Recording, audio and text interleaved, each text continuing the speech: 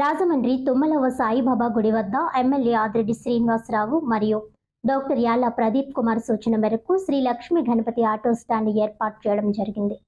Shri Lakshmi Ganapathi auto స్టాండ్ను doctor Yalla Pradeep Kumar చేతుల మీదుగా ప్రారంభించడం జరిగింది.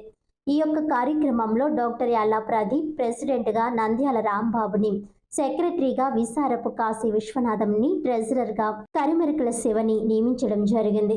ఈ కార్యక్రమంలో పెద్దలు యాళ్ల వెంకట్రావు, రాష్ట్ర Padmashali corporation director Tangella Bobby, Vatturi Nageswararao, Ram Kumar, Veerababu, Satyababu, Yalla Bobby, stand సభ్యులు తదితరులు పాల్గొన్నారు.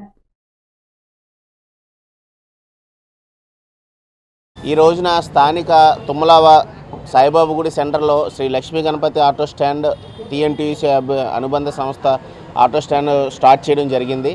ఇలా పెట్టాలి అనుకున్నప్పుడు మన స్థానిక ఎమ్మెల్యే శ్రీ ఆదిరెడ్డి వాసు గారిని సంప్రదించడం జరిగింది.